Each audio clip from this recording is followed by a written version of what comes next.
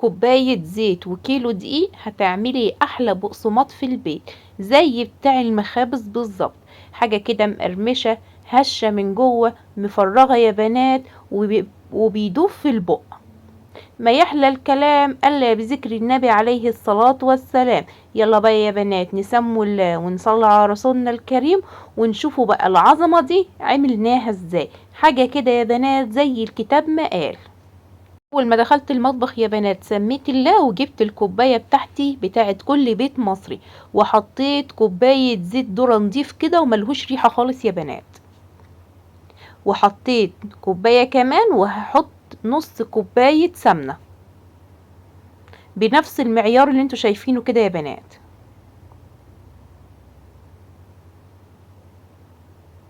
معايا بقى باكوين فانيليا، ومعايا بيكنج باودر، معايا الخميره، وتعالوا بقى ومعايا كيلو دقيق. وتعالوا بقى نشوفوا العظمه دي هنعملوها ازاي يا بنات.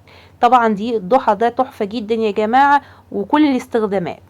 معايا ميه دافيه، نزلت بنص كوبايه سكر، عليها معلقتين خميره كبيره كده يا بنات، وهنبداوا نقلبوها ونعملوا تيست الخميره. الميه دي لازم تكون دافيه يا بنات.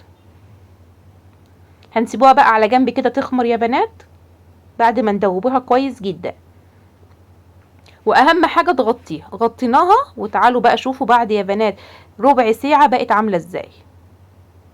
خمرت اهي ما شاء الله تبارك الرحمن. اتاكدت كده ان الخميره شغاله معايا.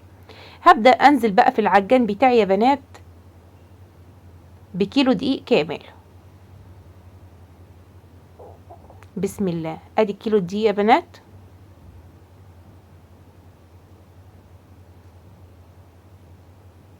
هنزل بباكوين خميره، ولو انت ما انتش حابه الخميره ممكن تحطي باكو او ممكن تشيليها خالص، ما فيش اي مشكله. هحط معلقه بيكنج باودر ممسوحه يا بنات على الكيلو دقيق بالطريقه اللي شايفينها دي، هي كانت معلقه مظبوطه. هننزله بكوبايه الزيت والنص كوبايه سمنه. تمام كده.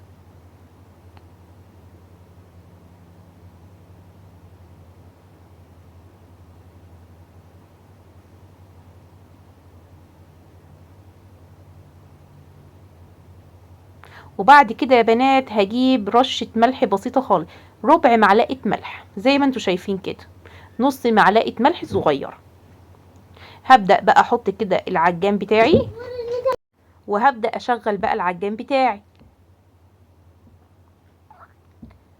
هديله هديله تقليبة كده يا بنات كده.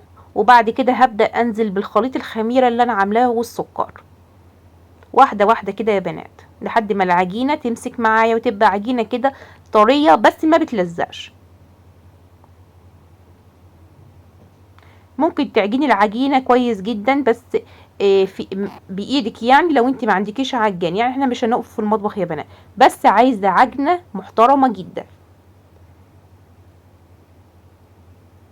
عايزاكي بقى يا ست الكل لو انت واقفه عند الجزء ده يا ريت تحطي لي لايك من ايديك الحلو. اما انت لو لسه شايفه قناه مسك جديد، يا ريت تعملي اشتراك للقناه وتفعلي زر الجرس.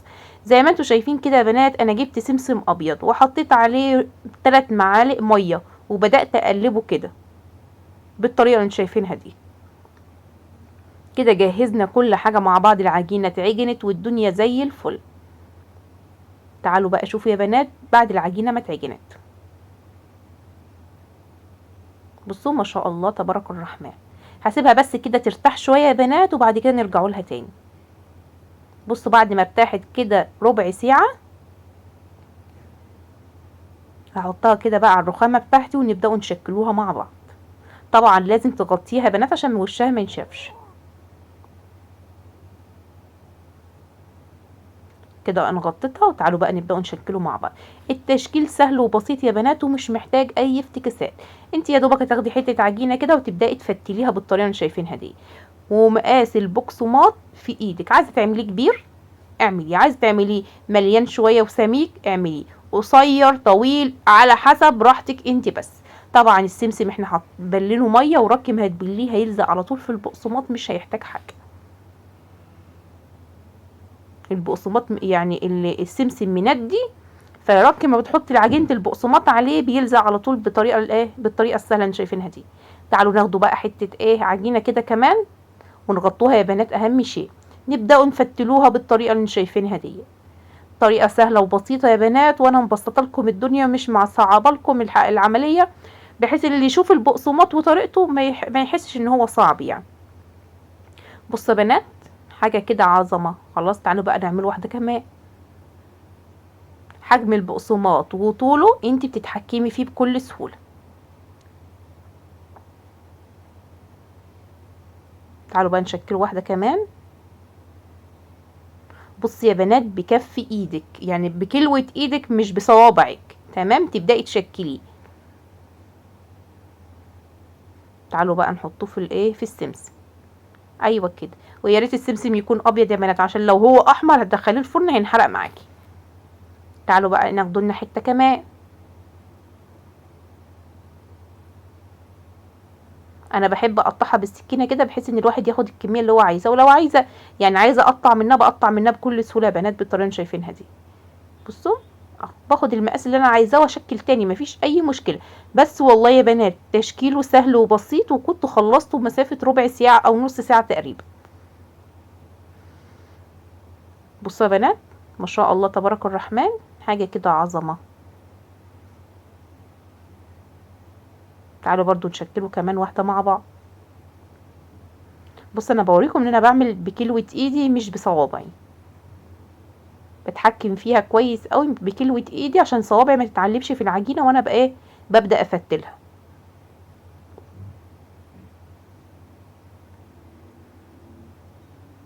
بصوا بقى لما السمسم فيه مية بنات بيلزق ازاي.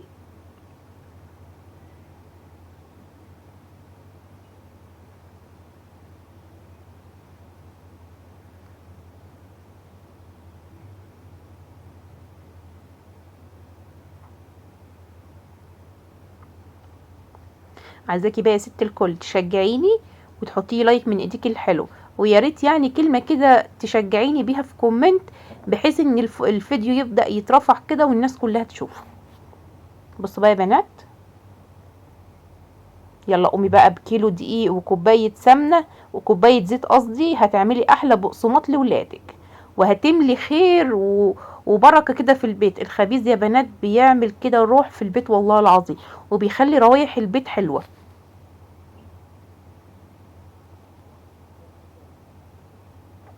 برضو احنا هنعمله اشكال برضو يا بنات، مش يعني مش هنفضلوا ثابتين على الشكل اللي احنا عاملينه ده، هنعمله اشكال كمان، وهبدأ اوريكم دلوقتي.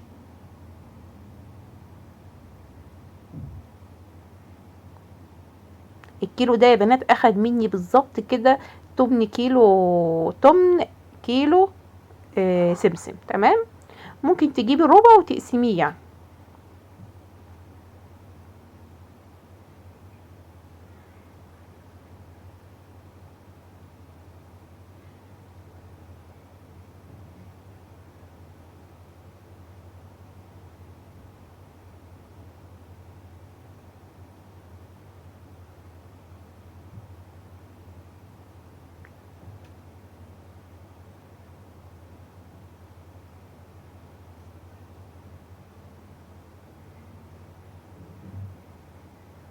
تعالوا بقى اوريكم كده الكمية، ما شاء الله كده خلصت الصوابع. تعالوا نعمله بقى شكل تاني يا بنات. هبدأ افتل بس على رفيع يا بنات، مش على ايه على مليان، تمام. دي عشان خاطر هتتضاعف معايا قوي.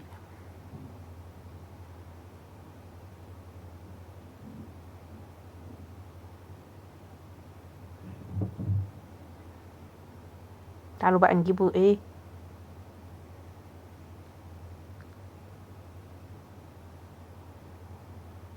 بصوا بقى يا بنات انا عوزتها كده في السمسم.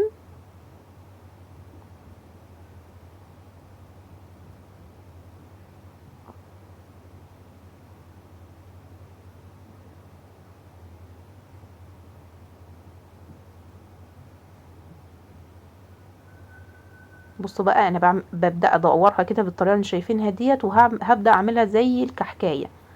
بصوا اهوت، هبدأ اخد منها على قد المقاس واكورها كده واقفلها، وبعد كده احطها في السمسم واحطها في الصينية بالطريقة اللي شايفينها دي. تعالوا نعمل واحدة كمان اهوت.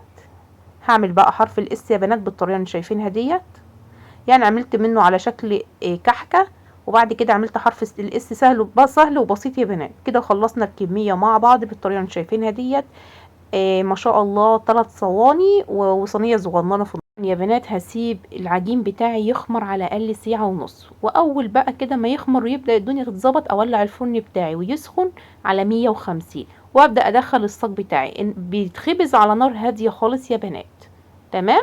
تقريبا كده الصاج بياخد معاكي ساعه الا ربع في الفرن، وعشان توصلي للنتيجه ديت واللون موحد ازاي يا بنات. لو يعني انت لو ولعتي الشوايه، ما تولعيش الشوايه، ولعي المروحه.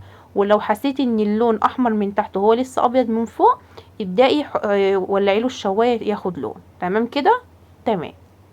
بصوا بقى يا بنات، طبعا انا سبته لحد ما خمر وحسيت ان هو زاد كده ما شاء الله وملا في الصينيه، بدات اخبزه.